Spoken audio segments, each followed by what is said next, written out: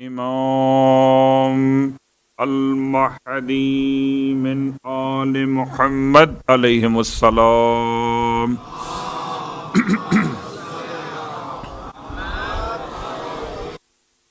صلی اللہ علیہ یا ابا عبداللہ وعلی الارواح التي حلت بفنائک. سامعین گرامی قدر، حاضرین ذوی الاحترام، آپ کی خدمت مقدس میں سورہ مبارکہ آل عمران کی آیت نمبر 7 کے ذیل میں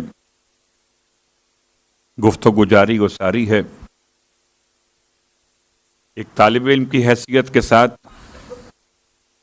خصائص اہل بیت علم اور حلم کے عنوان پر مسلسل آج فکر سرکار سیدہ چھٹے مرحلے میں داخل ہو رہا ہے.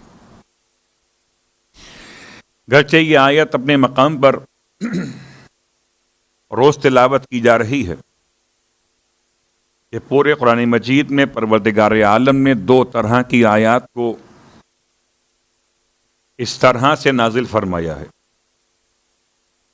کہ ان میں سے آیات محکمات بھی ہیں اور آیات متشابہات. اور آیات متشابہات کے نازل کرنے کی وجہ،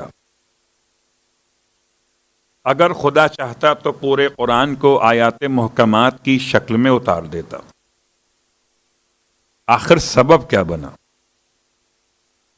کہ اس پروردگار عالم نے آیات محکمات کے علاوہ آیات متشابہات کو بھی قرآن کا حصہ بنایا؟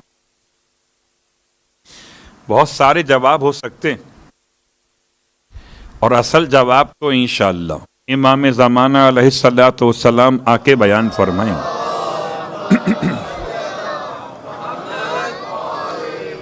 کہ جن کو ہم اور آپ یاد کرتے ہیں السلام علیکہ یا شریک القرآن،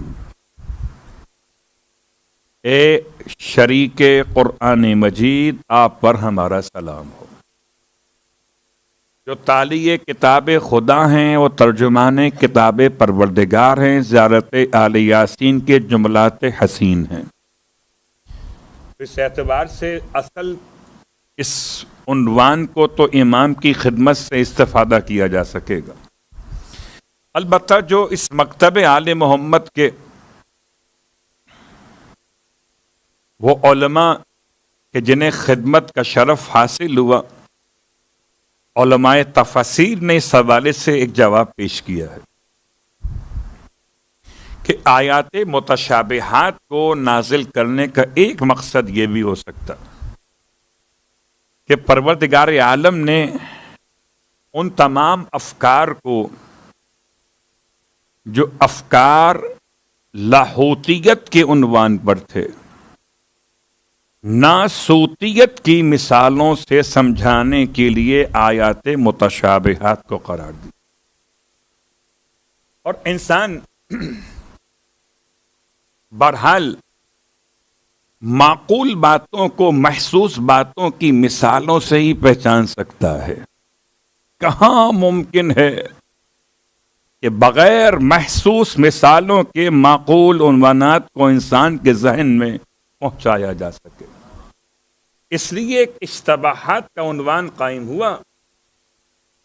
جیسے کہ آپ کی خدمت میں مثال اس سے پہلے بھی کہ ہر ایک آیت متشابہات کا ایک جواب بہرحال آل محمد کی بارگاہ سے دیا جاتا رہا ہے، اور آیات متشابہات کے علاوہ دیگر آیات کے حوالے سے بھی جب کبھی قوم کو مشکل پیش آئی، امت کو پرابلم آئی، تو ہمیشہ آل محمد نے ہی سہارا دیا ہے کہ وہی کشتی نجات ہیں، وہی وارث قرآن ہیں، وہی ترجمان پروردگار ہیں.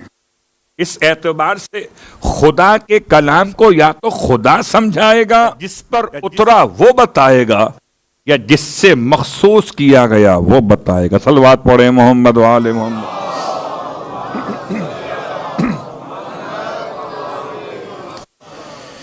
تو آپ کی خدمت میں امام محمد باقر علیہ الصلوۃ والسلام کی شخصیت پر آتے ہوئے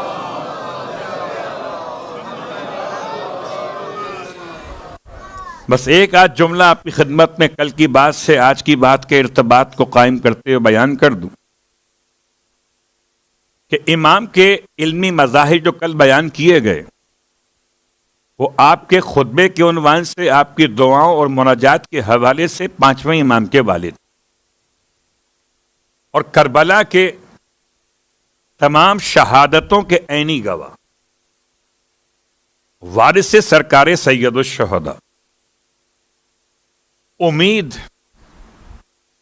اور اطمینان کا مرکز، مایوسیت سے انسانیت کو نکالنے والی واحد شخصیت، ورنہ کربلا کے بعد انسانیت کے لیے ہدایت کے عنوان سے مایوسیت کے گہرے کنویں سے نکالنے والا کوئی نہ تھا۔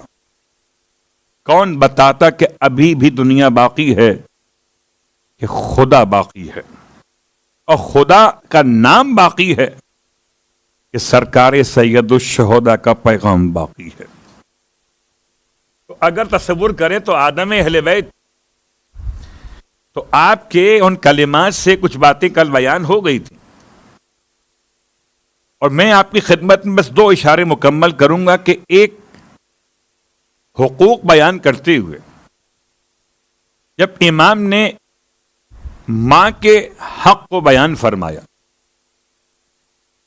تو بالکل انداز مختلف ہے، اور جب باپ کا حق بیان کیا تو انداز اور مختلف ہے، اور جب بیان کیا اولاد کا حق تو انداز بالکل مختلف ہے، حتیٰ کہ نماز کا حق بیان کیا، حتیٰ کہ صدقے کا حق بیان کیا، کیونکہ آنے والا عشرہ آپ کی خدمت میں ہمیشہ بیان کیا جاتا رہے گا۔ 21 سے 30 محرم امام سجاد علیہ الصلوۃ والسلام کے فرامین کے حوالے سے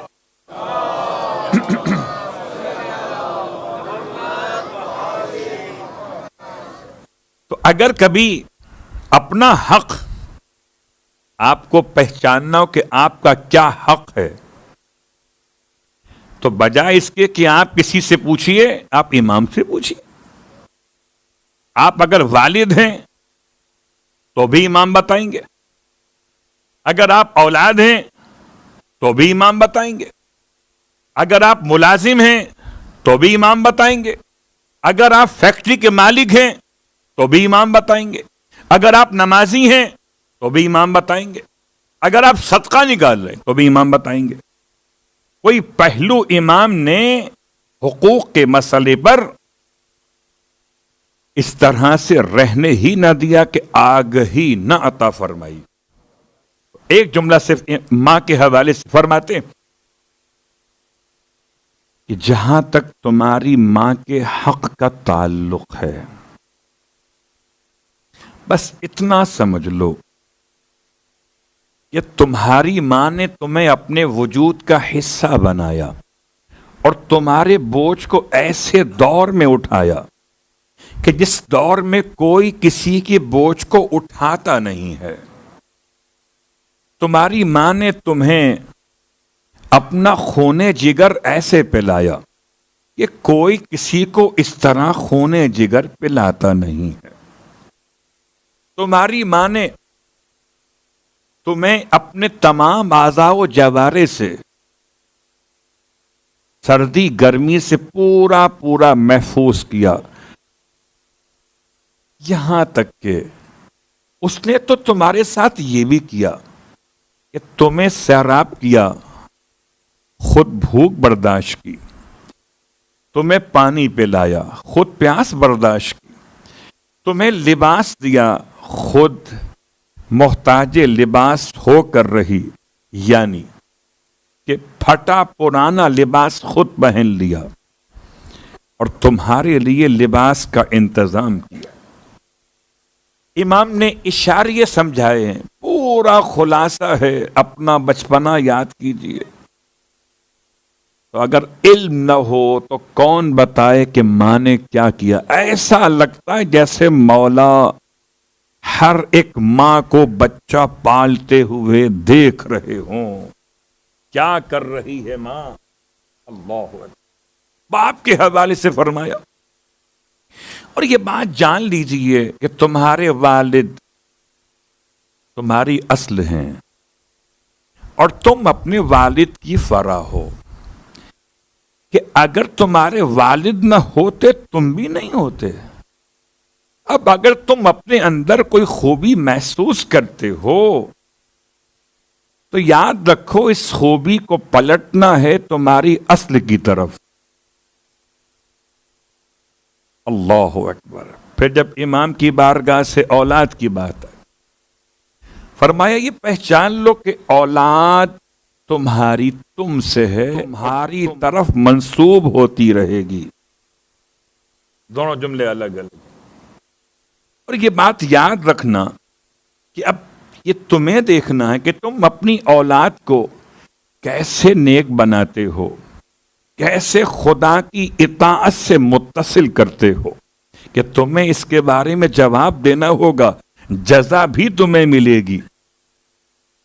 اور اگر اطاعت گزار نہ بنا سکے تو ذمہ دار بھی تم ہوگے۔ اللہ اکبر۔ اور جب بات آئی شریک حیات کی تو انتہائی آسان الفاظ میں عربی چھوڑ رہا ہوں اور تفصیل بیان نہیں کر، خالی ایک ایک جملہ ارشاد فرماتے ہیں کہ یاد رکھو خدا نے تمہاری شریک حیات کو تمہارے لیے انس کا ذریعہ بنایا، تسکین کا عنوان قرار دیا، اس نے راحت کے سامان رکھے، اس نے گناہوں سے بچنے کا ذریعہ قرار دیا۔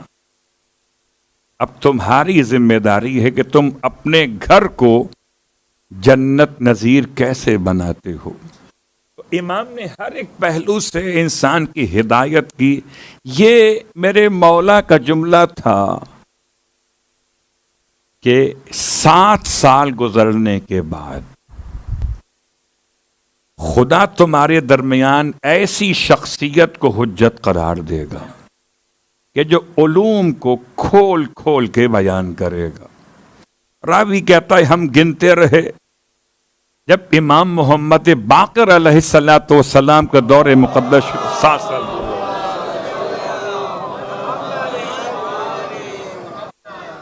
تو جانے والا علم اور حلم کے اعتبار سے آنے والے کا پتہ بتا رہا ہے، تاکہ ہر دور کے انسان کو عالم بھی ملیں اور حلیم بھی ملیں۔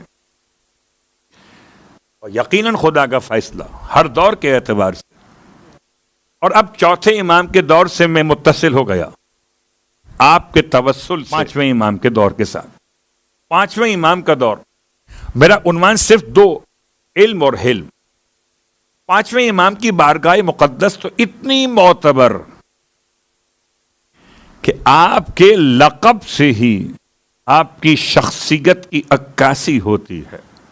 اس سے اول محمد سلام بھیجیں، اور اول محمد سلام بھیجیں اور سلام پہنچانے والا آپ کو نہ شاکر کہہ کے ڈھونڈے، نہ فاضل کہہ کے ڈھونڈے، نہ علیم کہہ کے ڈھونڈے، نہ حلیم کہہ کے ڈھونڈے تو عین الباقر کہہ کر ڈھونڈے۔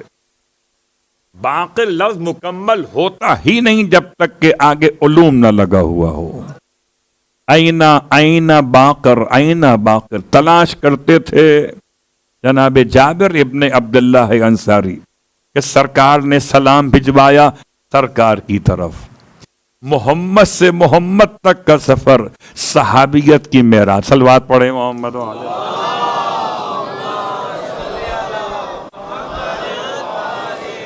ایک محمد سے دوسرے محمد تک کا سفر۔ تو جناب جابر کی ملاقات اپنے مقام پر، اور امام کے باقر العلوم ہونے کی حیثیت میں بہت سارے انداز،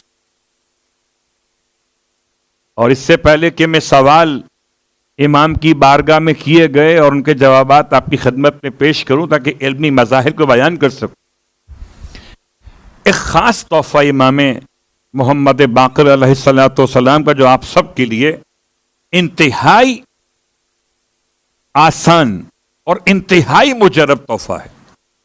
لوگ تلاش کرتے ہیں پانچویں امام نے کیا دیا، چوتھے امام نے کیا دیا، لوگ یہ کہاں کہتے ہیں کہ ہم نے مولا کو کیا دیا، یہ پوچھتے ہیں مولا نے ہم کو کیا دیا۔ تو چلیے پانچویں امام کا ایک ایسا تحفہ جو آپ سب کے لیے انتہائی مجرب ہے، ایسا مجرب ہے کہ بھلا کہاں 2000 حج کر سکتے تھے؟ 2000 حج، 2000 سال جیئیں گے تو 2000 حج ہوں گے قبلہ، اور 2000 عمرے کہاں کر سکتے تھے؟ ارے اگر وہاں مکے میں رہتے تب بھی 2000 عمرے کہاں بس میں تھے، اور 2000 غزوات، 3 جملے، 2000 حج، 2000 عمرے، 2000 غزوات، اور اس کے ساتھ ساتھ 10 لاکھ درجات کی بلندی، تیسرا جملہ۔ چوتھا جملہ، ہر نبی، رسول اور امام مظلوم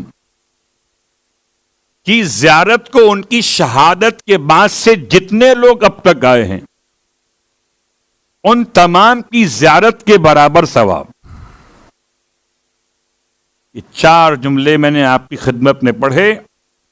پانچواں جملہ، ہر عمرہ اور ہر حج اور ہر غزوہ عام نہیں، جو کسی زمانے میں محمد کے ساتھ کیا گیا، اول محمد ہو کہ اوسط محمد کے آخر محمد، صلوات پڑھے محمد و آل محمد۔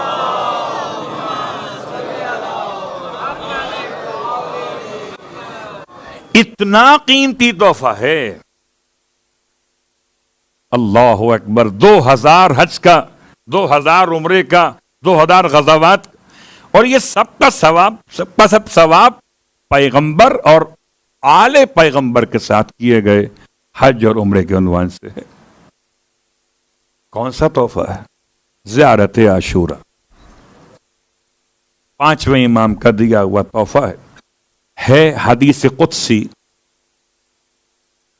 چلا خدا کی طرف سے ہے، بھیجا جبرائیل کے ذریعے گیا ہے، نازل اول محمد پر ہوا ہے، مگر زمانے کو اوسط محمد سے ملا ہے۔ اللہ اکبر۔ علقمہ ابن محمد الحضرمی یا صالح بن عقبہ، 2 الگ الگ واقعات میں 2 الگ الگ راوی ہیں اس زیارت کے، کہ امام نے اس زیارت کو تعلیم فرمایا، زیارت عاشورہ، زیارت امام حسین علیہ الصلوۃ والسلام کا ثواب۔ اس کے ساتھ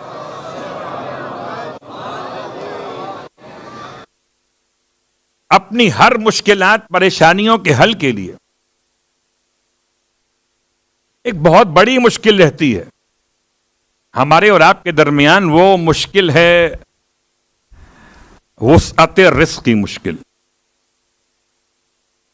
ہو سکتا ہے آپ میں سے کسی کی مشکل ہو کہ نہ ہو، لیکن اکثر کی ہوتی ہے۔ مولانا پرابلم ہے رزق میں برکت نہیں ہو رہی، جاب کا مسئلہ ہے، جو کام کرتے وہ کام پائے تکمیل تک نہیں پہنچتا، یہ برکت نہیں ہوتی۔ زیارت عاشورہ، اور اگر اس کے ساتھ دعائے علقمہ پڑھ لیجئے،